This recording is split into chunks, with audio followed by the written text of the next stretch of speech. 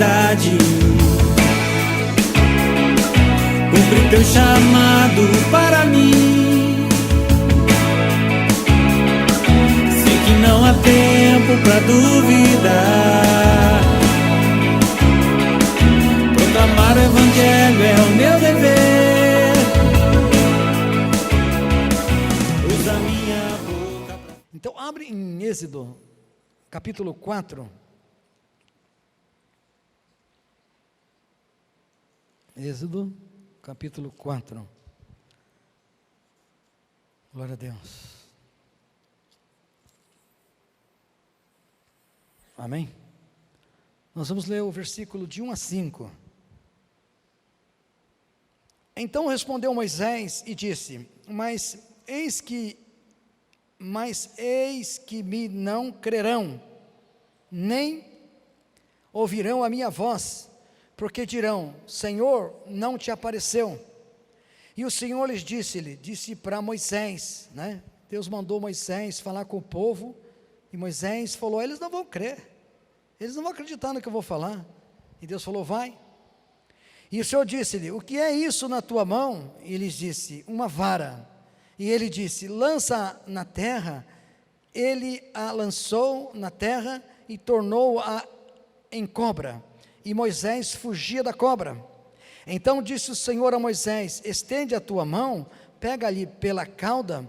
E estendeu a mão e pegou-lhe pela cauda, e tornou-se em vara na sua mão, para que creiam que te apareceu o Senhor, o Deus dos teus pais, o Deus de Abraão, o Deus de Isaque e o Deus de Jacó. Amém? Não tinha Bíblia na época, né? Amém? Não tinha Bíblia na época, né? Ali era a presença de Deus direto ali, falando com Moisés. E Moisés, Deus falou assim: o que tem na tua mão, Moisés? Tem um cajado. Algumas versões é vara. Na verdade, né, o cajado e vara é o mesmo instrumento. Cajado e vara é o mesmo instrumento. O cajado, ele serve para uma determinada situação, e a vara também serve para uma determinada situação. E ali estava o poder de Deus, ali pela palavra, Deus determinou dessa forma. Então, com aquele cajado, Moisés ali manifestava o poder de Deus, amém? Várias vezes, como abriu o mar vermelho, como essa cobra que transformou, né, a madeira em cobra, né? Como bater na rocha e sair água, enfim, tem inúmeras, né, situações, né, onde Moisés pôde presenciar a glória de Deus através daquele cajado. Amém? O cajado tem uma representação de autoridade, autoridade de Deus. Amém? E não tem nada mais, né, maior do que a palavra de Deus. A maior autoridade que existe na terra é a palavra de Deus. Não é pastor tal, ou apóstolo tal, ou presbítero tal, não. A maior autoridade que está sobre a terra, palavra de Deus. Amém? Era isso é só fazendo uma comparação nos dias de hoje. Lá era o cajado, hoje é essa Bíblia. É a maior autoridade que existe na terra. Amém? Então, vamos dar uma estudada a respeito de 3 assuntos. O primeiro é o cajado. O cajado dos cristãos hoje é a palavra de Deus. Amém? No uso correto da palavra, não naquilo que eu quero, que eu acho, que eu entendi por mim mesmo. Não. Ela tem que ser, né, no uso correto. O uso correto é aquilo que está dentro da palavra. Nem para a direita, nem para a esquerda. Amém? Porque se for para a direita ou para a esquerda, já não está dentro da palavra. Então não tem poder. Amém?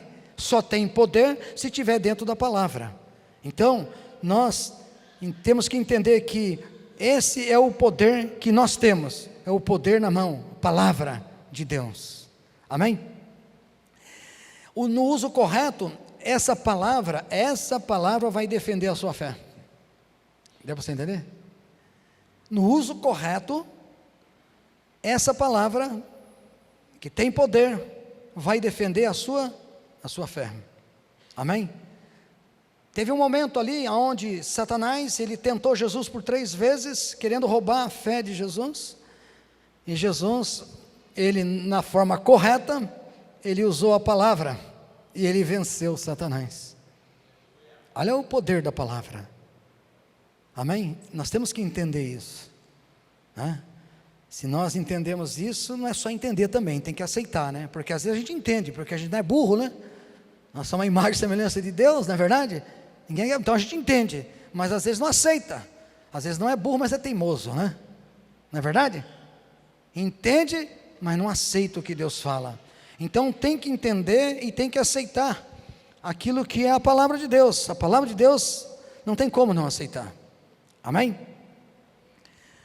Bom, aí ele fala assim, a sua fé, então ela vai ser, né? Ela serve para defender a sua fé, essa palavra, ela serve para corrigir a sua vida. Ela serve para corrigir a sua vida. Você está andando errado, e a palavra é que vai corrigir a sua vida. Não é o fulano, ou o filósofo não sei o quê, ou o médico não sei o quê, ou, não, eles não têm capacidade para isso, ou o juiz tal, não tem capacidade para isso. Como nós já falamos, eu falei aqui, a maior autoridade é a palavra de Deus, amém? Então, essa palavra serve para defender, é o nosso cajado, serve para nos defender, a nossa fé, ela serve para nos corrigir, quando nós estamos errados, por isso que é preciso, conhecereis a verdade vos libertará. Libertar do quê? Do teu erro, do que está fazendo errado, daquilo que Deus, né, sabe, você está entristecendo o coração de Deus. Deus não está te odiando, porque Ele ama você, Ele me ama, mas você está aborrecendo a Deus, amém? Então, tem que ser corrigido. Por exemplo, uma pessoa idólatra, seja lá idólatra de qualquer coisa, você está entendendo? Ela está errada. Se ela for ler a Bíblia, ela então vai ser corrigida por causa da palavra, amém? Idolatria não tem nada a ver com Deus. Então, nós precisamos entender que, além de corrigir, né, corrige os nossos erros. Então ele defende a nossa fé, corrige os nossos erros, né, então, tem uma passagem bíblica que eu quero ler com você, para basear isso que eu estou falando, lá em 2 Timóteo, capítulo 3, vamos lá? 2 Timóteo, capítulo 3, glória a Deus. Esse é o nosso cajado, que nos defende, é o cajado que nos corrige, glória a Deus. 2 Timóteo capítulo 3, versículo 16, diz assim: toda a escritura divinamente inspirada e proveitosa para ensinar, para darguir, para redarguir, para corrigir, para instruir em justiça. Olha o que é a palavra. O que endireita a vida de um ser humano é a palavra de Deus, amém? Então ele fala, toda a escritura divinamente inspirada e proveitosa, inspirada por Deus e proveitosa para ensinar. Foi o que Jesus fazia, ele saía ensinando nas aldeias, não é isso? Lembra?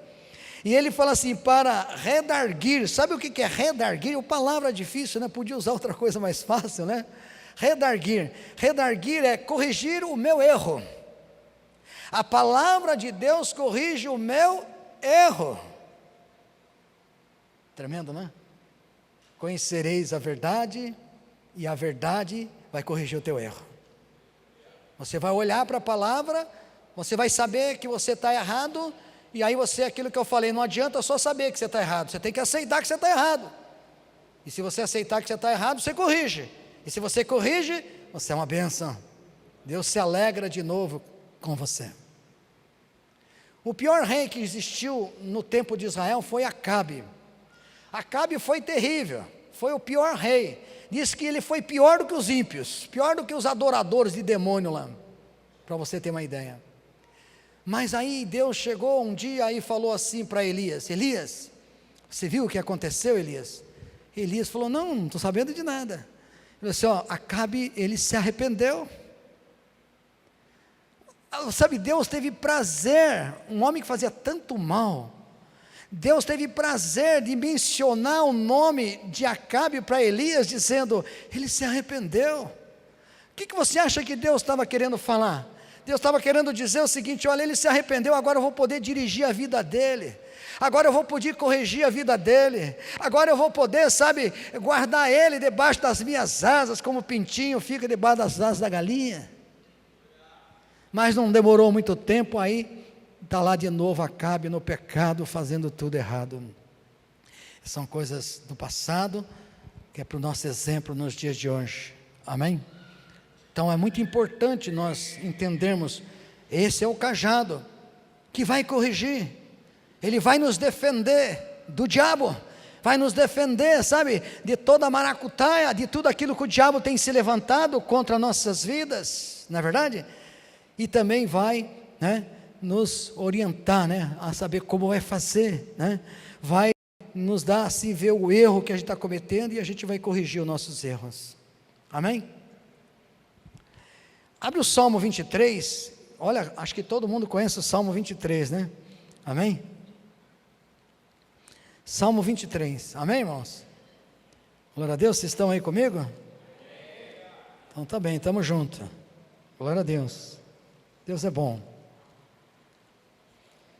louvado seja o nome do Senhor.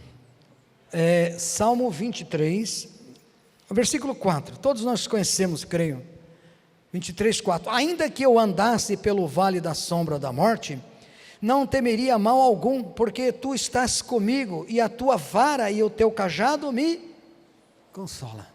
Olha o cajado aí, é um instrumento só, mas serve para se defender, amém?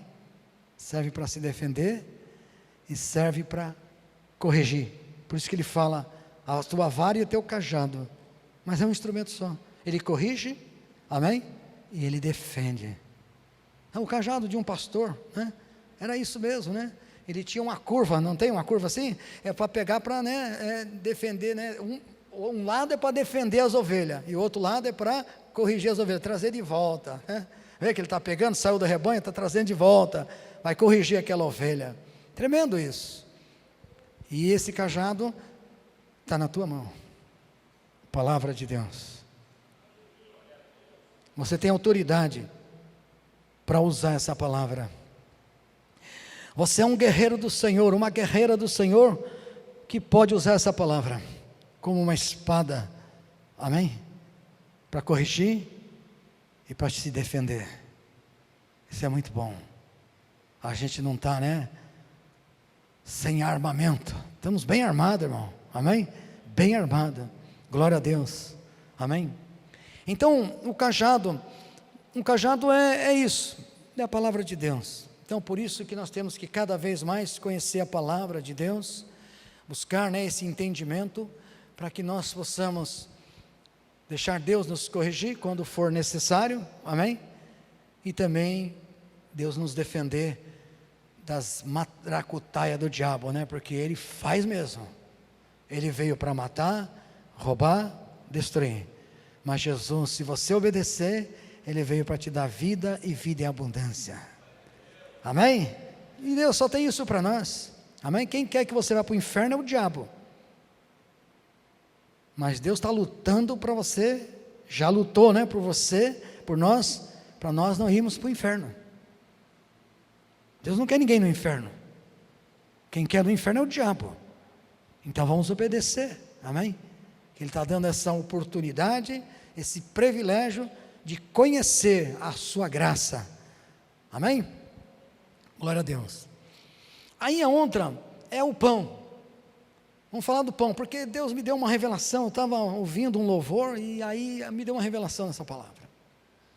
Até falei para minha esposa, eu não sei o que vai acontecer, mas eu vou pregar, vou obedecer a Deus, vou falar o que Deus mandou falar, porque eu estava meio temeroso ainda, mas eu estou aprendendo a sempre, às vezes meio temeroso, mas eu vou e faço, sou meio atrevido para fazer, e eu espero que realmente, eu creio que seja a direção de Deus essa palavra, amém?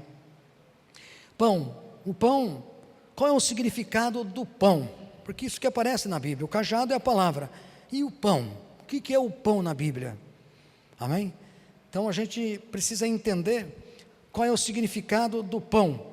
1 Coríntios, você pode abrir lá junto comigo? Abre em João primeiro. João, o Evangelho de João, capítulo 6. Nós vamos entender um pouco para você ter temor quando você for ceiar. E eu também. Amém? Evangelho de João, capítulo 6. Essa passagem bíblica é tremenda. Se a gente se aprofundar mais, Deus revela mais. E ele fala assim, João capítulo 6, versículo 51. Amém? Ele fala assim, ó: eu sou o pão vivo que desceu do céu. Se alguém comer desse pão, viverá para sempre. E o pão que eu der é a minha carne, que eu darei pela vida do mundo. Disputaram, pois, os judeus entre si, dizendo: como nos pode dar este a sua carne a comer? E Jesus, pois, lhe disse: na verdade vos digo que se não comerdes da carne do Filho do Homem, e não beberdes o seu sangue, não tereis vida em vós mesmo. Quem come a minha carne e bebe o meu sangue tem vida eterna, e eu o ressuscitarei no último dia, porque a minha carne verdadeiramente é comida, e o meu sangue verdadeiramente é bebida. Quem come a minha carne e bebe o meu sangue, permanece em mim, e eu nele. Assim como o Pai que vive me enviou, eu envio pelo Pai, assim quem em mim se alimenta, também viverá por mim. Este é o pão que desceu do céu. Não é acaso, é só isso, até aí, irmão. Amém? Agora presta atenção. Vê se você consegue ouvir isso, em nome de Jesus. Se você pegar o Evangelho de João e ler em casa todinho, você vai entender até um pouco melhor. Mas ali era um momento onde Jesus tinha feito a multiplicação dos pães, lembra? Tinha 2 peixinhos e 5 pãezinhos. E ali Jesus orou e alimentou, se eu não me engano, não sei se foi 3 ou 5 mil, mas não importa. 3, 5, número para nós não importa, importa é o poder de Deus. Houve uma multiplicação, não sei se a primeira foi 5 ou 3, mas houve essa multiplicação dos pães. E depois saíram correndo atrás de Jesus, e Jesus foi por um lado, e aí a multidão correu lá atrás de Jesus, e Jesus deu uma dura neles, deu uma cacetada. Ele falou: sabe por que vocês estão me procurando? Vocês estão me procurando porque eu dei pão para vocês. Vocês estão atrás de mim por causa do pão que eu dei para vocês. Isso é pesado, irmão. Sabe, às vezes a gente vem na igreja só por causa do pão. O pão aqui pode representar um milagre. Pode representar um milagre. O pão aqui pode representar uma cura. O pão aqui pode representar uma libertação. E às vezes, hoje as igrejas, a gente vai vendo aí, parece que todo mundo canalizando para cura, libertação. Não sou contra e eu até sou a favor. E eu não estou aqui também para julgar e condenar ninguém, amém? Isso é problema deles com Deus. Eu tenho que fazer a minha parte. Eu sou a favor de cura, eu tenho vontade mesmo cada vez mais de que buscar isso e que Deus derrame isso na igreja, no corpo de Cristo, porque é necessário. Mas entenda o princípio do pão, que é muito mais valoroso, é muito mais precioso o princípio do pão, irmão. Sabe por quê? Do que os milagres, do que as curas, do que uma área financeira bem sucedida. Entenda isso. O pão, Jesus ele falou assim: se você não comer da minha carne, Jesus está dizendo assim, se você não se sacrificar, não adianta nada. O pão tem esse sentido. O sentido de sacrifício. Porque quem iria comer a carne de Jesus?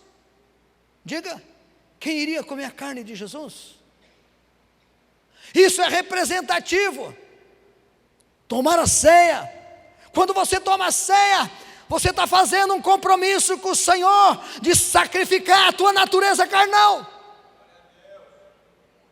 É fácil comer o pão e beber o cálice, irmão, todo domingo, no primeiro domingo da semana. Mas tem que entender o princípio de comer o pão. O princípio de comer um pão, você está fazendo um voto com Deus. Olha, Senhor, eu estou renovando o voto com o Senhor. Eu vou sacrificar esse velho homem. Esse é o princípio de comer o pão. Amém? Senão não adianta nada. Porque é interessante, sabe, que às vezes a igreja lota no dia da ceia, sabe? Lota no dia da ceia. Que adianta você comer o pão, beber o cálice e não continuar a sua vida de sacrifício? E olha aqui, o que ele ainda vincula o comer do pão. Se não comer do pão e não beber do cálice, não tem vida. Não tem vida, não consegue permanecer em Cristo. Então o pão, o cajado é a palavra, o pão, sacrifício. Ele mesmo fala, quem não comer a minha carne, eu sou o pão da vida. Parte o pão, nós vamos ver aqui, e come o pão. Quando você come o pão, você está dizendo, Jesus, eu vou continuar me sacrificando. Por isso que desde o princípio Deus faz sacrifícios. Isso é sombra do que teria que acontecer hoje. Lá em Romanos capítulo 12, ele fala assim, apresentai-vos os vossos corpos em sacrifício vivo, santo e agradável a Deus, que é o teu culto racional, e não se conformeis com este mundo, com a tua carne, com o teu velho homem, não se conforma com o teu velho homem, não se conforma com a tua carne, mas ele fala assim, mas sabe, não se conforma, vai buscar entendimento, conhecereis a verdade vos libertará, vai buscar entendimento da palavra de Deus, transforma a sua forma de pensar, para que você conheça qual é a boa e perfeita, agradável vontade de Deus. Não tem como. Como a palavra é linda, né? Ela é assim, é um quebra-cabeça, né? Você vê que Deus vai abrindo, né? A gente vai falando e Deus vai abrindo. Não tem como fugir da palavra. É um quebra-cabeça que você vai botando a pecinha em cima de pecinha certinho.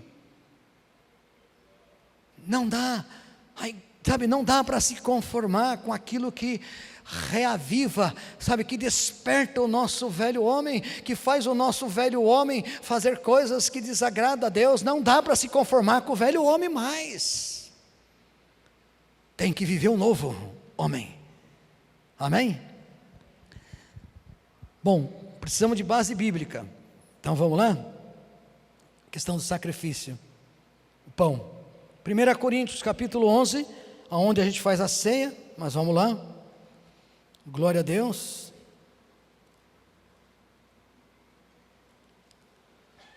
Primeira Coríntios capítulo 11, ele fala aqui, 23 a 30. Lá se viu que Jesus pesou o que Jesus falou. Duro. As pessoas querem um milagre, mas sacrifício não. Ah, o milagre eu quero, tem milagre lá. Então lá eu vou, vamos lá. Não, mas você também está disposto a se sacrificar? Ah, sacrificar não, sai fora. Sacrifício eu não quero não. Sacrifício aí Jesus já fez por mim, né? Eu não quero sacrificar não. Não quer pagar o preço. Tem uma cruz para pagar ainda. Não tem jeito. Louvado seja Deus. Capítulo 11, versículo 23. Porque o que recebi do Senhor e o que também vos ensinei, que o Senhor Jesus na noite em que foi traído tomou o pão, e tendo dado graça, partiu e disse, tomai, comei, isto é o meu corpo, que é partido por vós, fazei isso em memória de mim. Foi 2 louvores, nós louvamos a Deus com 2 louvores aí, que falou disso daí, falou exatamente dessa situação, do sacrifício de Jesus pelas nossas vidas, não é verdade? Dos louvores, lindo, lindo, lindo, é o que Jesus fez. Então ele fala então, e tendo graça partiu, vou fazer, foi em memória de mim. Semelhantemente, também depois de cear, tomou o cálice, dizendo: este é o cálice do Novo Testamento no meu sangue, fazei isso todas as vezes que beberdes em memória de mim. Porque todas as vezes que beberdes, toda vez que comerdes este pão e beberdes este cálice, anunciar a morte do Senhor até que venha. Portanto, qualquer que comer este pão e ou beber cálice do Senhor indignamente será culpado do corpo e do sangue do Senhor. Examine-se, pois, o homem a si mesmo, e assim coma deste pão e beba deste cálice. Porque o que come e bebe indignamente, come e bebe para a sua própria condenação, não discernindo o corpo do Senhor. Por causa disso, há entre vós muitos fracos e doentes, e muitos que dormem. Fala a verdade, é sério o negócio. Meu Deus. Amém? Pesado. Mas é o que está na palavra. Sabe o que fala em Hebreus? Vamos lá em Hebreus. Eu vou voltar para cá depois, se vocês quiserem marcar aí, porque eu vou voltar aqui de novo. Depois de Hebreus, eu vou voltar um pouquinho aqui. Hebreus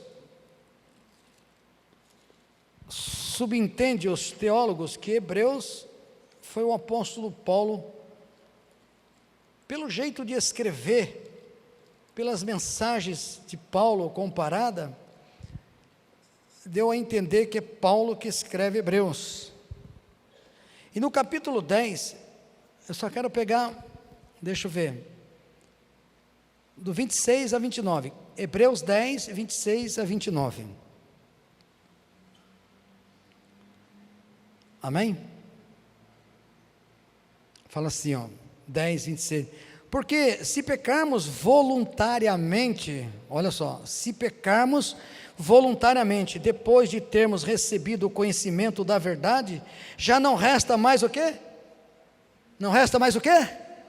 Sacrifício. De novo, voluntariamente. O que é voluntariamente? Sempre e voluntariamente. Sabe aquele momento que você está, por exemplo, eu espero que ninguém esteja, mas sabe aquele momento que a pessoa está no adultério? Aí ele vem e pede perdão para Deus, aí na outra noite lá, na outra semana ele vai de novo com a amante. E ele conhece a palavra. Aquilo não é voluntário? É voluntariamente ele está indo para o adultério, certo? É? Voluntariamente. Então, ele não está se sacrificando. Ele está deixando o velho homem agir, e não o novo. Não há sacrifício. Por isso ele fala, Hebreus é muito claro, porque se pecarmos voluntariamente depois de termos recebido o conhecimento da verdade, já não resta mais sacrifício pelo pecado. Porque o sacrifício de Jesus na cruz do Calvário é pelo meu pecado, só que eu tenho que pagar o preço. Ele pagou lá, me libertou, me deu a graça, agora eu tenho que pagar aqui. Como é que eu pago? Matando o velho homem, não deixando o velho homem se manifestar. Amém? Glória a Deus. E a gente poderia até terminar isso aqui assim, aí se você está ali voluntariamente, não sai do pecado, e aí ele fala, mais uma certa expectação, 27, horrível, de juízo e ardor de fogo, que há de devorar os adversários, quebrando alguém a lei de Moisés, morre sem misericórdia, só pela palavra de 2 ou 3 testemunhas. De quanto maior castigo cuidar em vós, julgando o merecedor daquele que pisar ao Filho de Deus, e tiver por profano o sangue do testamento, o sangue da aliança. Alguma versão fala aliança, o sangue da aliança. Amém? Como que foi santificado, e fizer escravo, agravo ao Espírito da graça. Duro. Sabe, você lembra que ele falou assim, que tomou a ceia indignamente.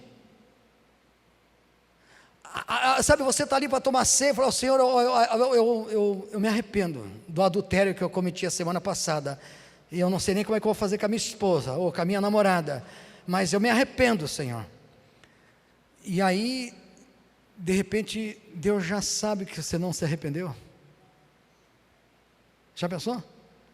Deus sabe que você não se arrependeu. Ele está olhando para você, está olhando para mim, e Ele conhece o teu coração. Ele sabe o que você está pensando. Ele sabe se você se arrependeu. E aí você acha que você se arrependeu. Aí você toma a ceia. Aí sabe o que acontece? Você come juízo para você mesmo. Então você tem que estar em santidade, ou naquela hora na insinceridade, arrependido. Deus, eu estou arrependido, acabou a prostituição para mim, adultério não existe mais, por isso eu vou tomar ceia. Agora você entendeu? Você pega, pede perdão para Deus, toma ceia, e Deus já sabe que você não vai se arrepender. No outro dia está em adultério, comeu juízo para si. Meu Deus, misericórdia. E aí há muitos que dormem, dormindo, achando que tudo bem. Sabe, eu já batizei nas águas, eu já fui batizado no Espírito Santo. Saul foi tomado pelo Espírito Santo, irmão,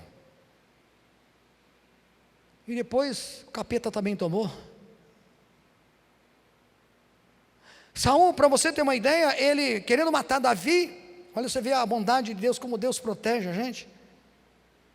Saul querendo matar Davi, mandou 3 guarnições, primeira, segunda, terceira. Foi a primeira para matar Davi, sabia onde Davi estava, e aqueles soldados foram cheios do Espírito Santo e profetizaram, esqueceram Davi.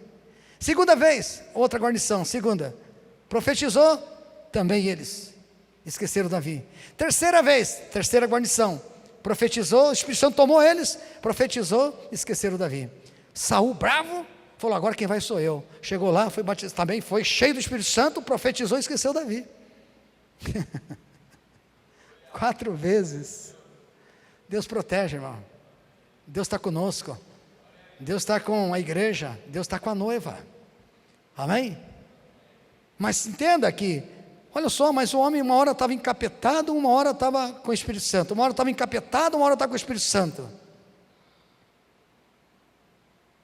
É melhor a gente pensar bem o que nós estamos fazendo da nossa vida, porque os tempos, é claro, estamos nos finais dos tempos, não há dúvida.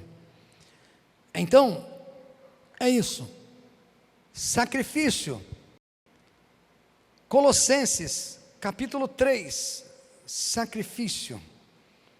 Vamos lá, Colossenses, capítulo 3,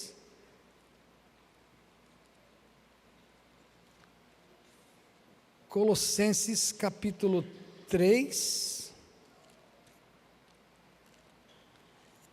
versículo 5 e 6. O apóstolo Paulo escreve assim: mortificai, pois, os vossos membros que estão sobre a terra, a prostituição, a impureza, o apetite desordenado, a vil concupiscências, a avareza, que é idolatria, pelas quais coisas vem a ira de Deus sobre os filhos da desobediência. Aqui ele tá recomendando, né? Ele falou, ele está falando para crente isso aqui. Ele não está falando para o ímpio. O ímpio não tem entendimento. Ele nem acredita que está em pecado. Ele diz que acha que é normal tudo o que está fazendo. Ele está falando o quê? Está falando para os de Colossenses: olha, vocês têm que matar o teu velho homem. Mata, sabe, esses desejos seus. Que desejo? Prostituição, impureza, apetite desordenado, vil concupiscência, avareza, idolatria, pelas quais coisas vem a ira de Deus sobre os filhos da desobediência. Vai vir sobre a nossa vida, se voluntariamente você estiver vivendo essa situação. O que não é voluntário? É aquilo que no percurso da minha caminhada, o diabo conseguiu me enganar, eu caí na armadilha do diabo, no laço do passarinheiro. Isso é um percurso, não é voluntário. Voluntário é assim, por exemplo, eu sempre, né, costumo falar assim, dar um exemplo, né? Voluntário é assim, vamos dizer, se você está passando, viu uma menina jogando água na calçada, não é verdade? O homem, né? Um irmãozinho, né? A menina jogando na calçada, de biquíni, e você olhou para ela, é inevitável, você passou na rua, como é que você não ia ver? Mas depois vem aqueles pensamentos, quem sabe eu passo amanhã lá e eu vejo ela de novo. Isso é voluntário. Isso é voluntário. Quem sabe eu vejo aquele rapaz molhando a calçada de novo. Isso é voluntário. Porque você conhece a palavra. Quando você pensou em passar lá, você está amarrado, repreendido em nome de Jesus. Lá não passo nunca mais. Amém? Então, entenda. Em nome de Jesus. Porque senão, sabe, a gente vai sair da sã doutrina. Não dá para sair da sã doutrina, porque a gente corre risco muito grande. Não estou aqui para julgar quem vai estar, quem não vai estar, quem vai ser, quem não vai ser. Cada um tem o seu particular com Deus. Você que tem que cuidar da sua vida. Amém? Você que tem que prestar bem atenção na palavra. Então tem que matar a natureza carnal. Não tem jeito. Então nós temos aqui, para o ensinamento de Jesus, nós temos o cajado. Amém? Que ele vem para defender a nossa fé e nos corrigir dos nossos erros. Amém? Temos o pão, que representa o sacrifício. Não adianta comer o pão se você não se sacrifica, porque se você não vai para a cruz, né? Porque aquela hora você tem que ir para a cruz. E aí representa o sacrifício. Até a Ana Paula Valadão, ela canta um louvor, ainda resta uma cruz, né? Então você tem que ir sempre para a cruz. A própria palavra de Deus fala assim, que nós como ovelhas, com quem vai para o matadouro todos os dias, porque os desejos vêm, os pensamentos vêm, as tentações vêm, não é verdade? Mas eu sou amigo de Deus, amém? É isso, é o único jeito de escapar. Agora, olha agora o que pesa mais ainda: sangue. Aí Jesus fala assim: esse é o meu, beba do cálice, coma do pão e beba do cálice. Amém? Vinho, sangue. O sangue de Jesus é uma aliança. Por isso ele falou assim: se você não comer do minha carne, quer dizer, se você não se sacrificar, não adianta. E outra coisa, eu tenho uma aliança com você, igreja. Eu tenho uma aliança com você, noiva, de sangue. Se você não honrar essa aliança, você também está correndo risco. Você não tem nada comigo, não permanece em mim. Deu para você entender? Primeiro, palavra, cajado, depois sacrifício, e depois fiel a uma aliança que você fez com Jesus. Ele deu a vida dele na cruz do Calvário, derramou o sangue dele na cruz do Calvário, para fazer uma aliança comigo, para fazer uma aliança com você. E a Bíblia diz que a aliança que Jesus fez com você, da parte dele, é inquebrável, ela é eterna, ela vai te dar vida eterna. Essa é a aliança que Deus fez com a noiva, com a igreja. Se você não for fiel em aliança com Deus, você vai para o céu? Não vai, irmão, acorda, não vai. Então Deus cura, Deus tem pão multiplicado? Tem. Deus tem milagre? Tem. Mas nós precisamos da sã doutrina, e a sã doutrina é conhecimento da palavra, sã doutrina é sacrifício, sã doutrina é entender a aliança que a igreja fez com Jesus. Quando você faz um casamento comum, normal, que não tem nada a ver com o espiritual. Ali o mundo está isso, todo mundo casando, e ali jura que jamais, né, eu vou ser fiel à minha esposa, eu vou ser fiel ao meu marido. Já você conhece isso? Fez uma aliança e quebra a aliança. Misericórdia. Tá, tudo bem, isso é coisa de casal e tal, babá, mas quebrar aliança com Deus, o que é isso? Pesado, hein? Quebrar aliança de casamento já é pesado, irmão. Pesado. Agora, cada caso é um caso, precisa levar pastores para saber, não é verdade? Não podemos julgar, não podemos decidir. Tem que ouvir o histórico para poder Deus falar, para saber o que vai tomar de posição.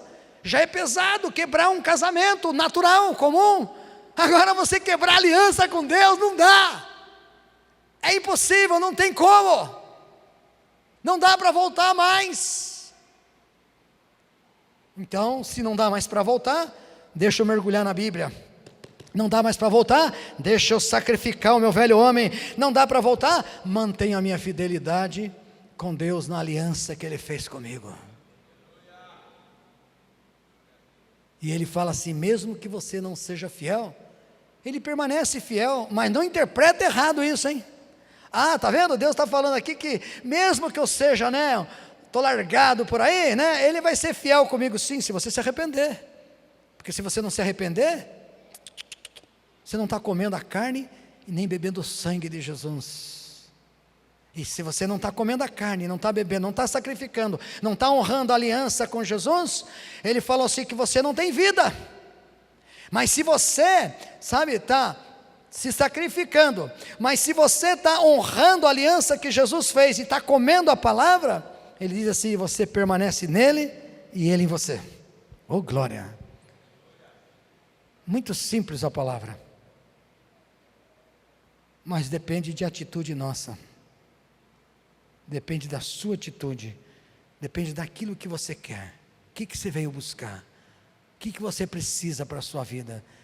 Você precisa isso, aí a gente pode viver, com certeza você vai viver uma vida, e uma vida em abundância, amém?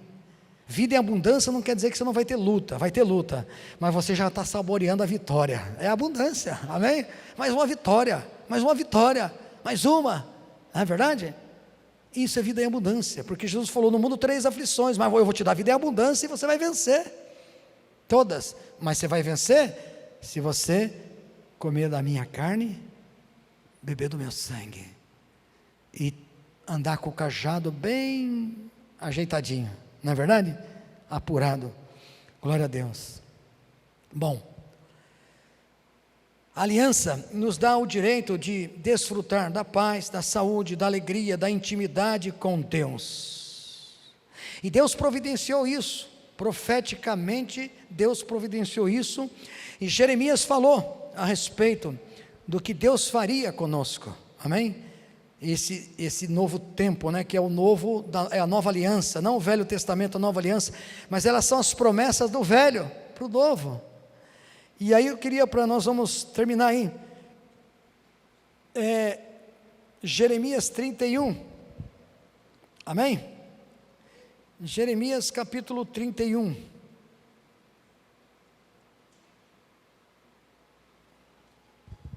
também grande parte conhece esse versículo, mas aqui é uma promessa que Deus fez, é um privilégio, irmão, para nós, o cumprimento dessa profecia, e todos eles no Velho Testamento desejaram isso, e nós somos participantes daquela profecia. Jeremias capítulo 31, versículo 31 a 33, amém?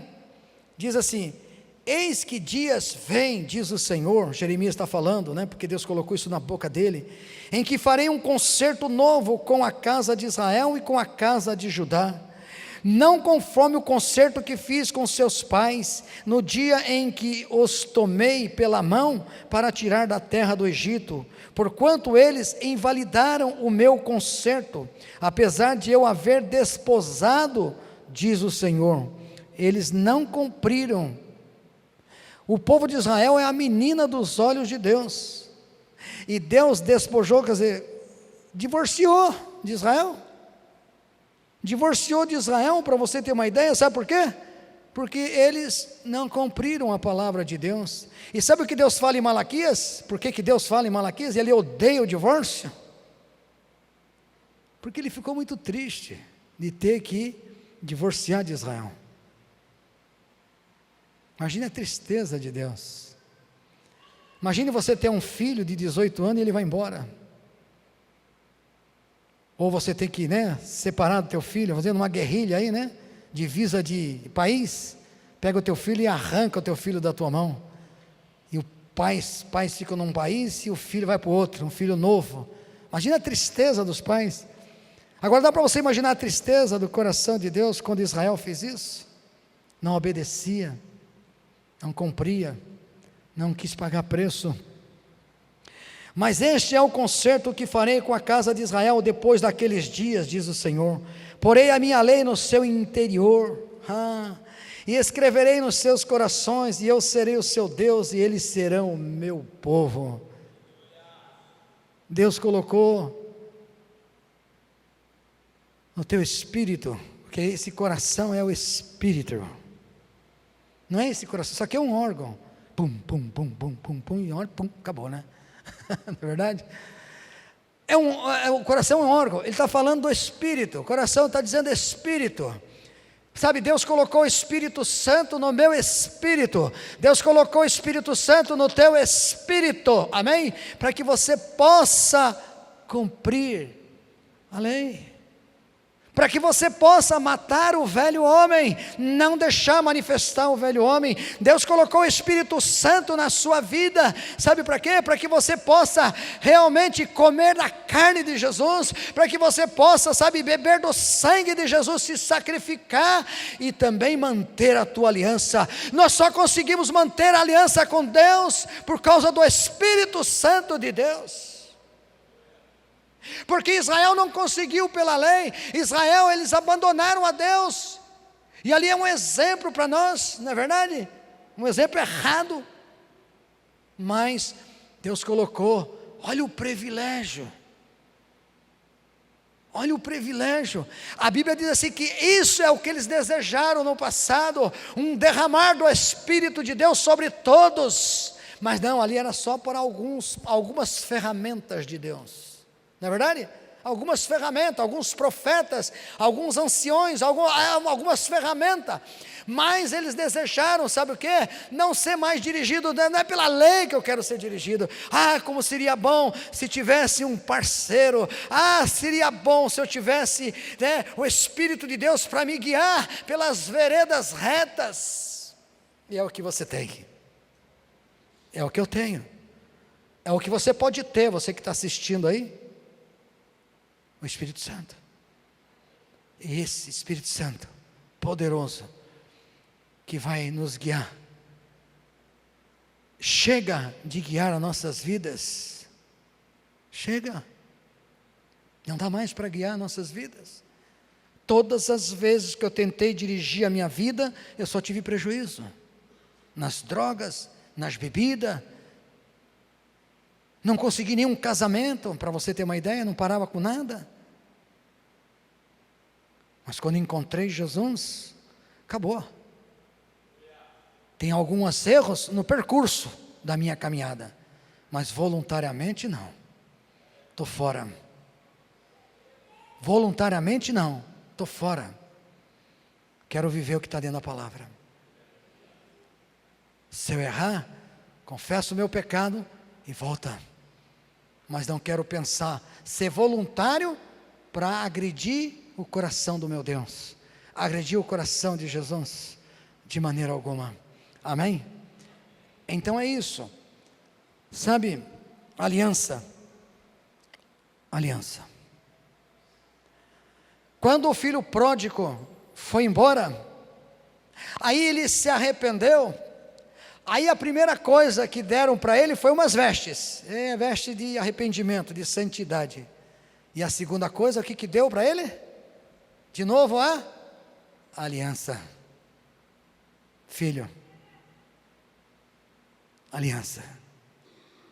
Você vê como é importante a aliança? Amém? Vestes novas, sacrifício. Aliança. Amém? Aliança. Passou a ser filho de novo. Tinha perdido a autoridade. Tinha perdido tudo. Esse tudo que ele perdeu não é nada perto da aliança que ele perdeu. O mais precioso que ele tinha era o arrependimento, aquelas vestes. O mais precioso que ele tinha era aquela aliança como filho do Deus Altíssimo. E ele também jogou fora o cajado. E Deus deu sandálias para os seus pés. Amém? Entenda isso. Bom, creio que é só isso. Agora é para você meditar, fazer aquela feijoada gorda, na verdade, e comer, come. Vamos orar? Glória a Deus.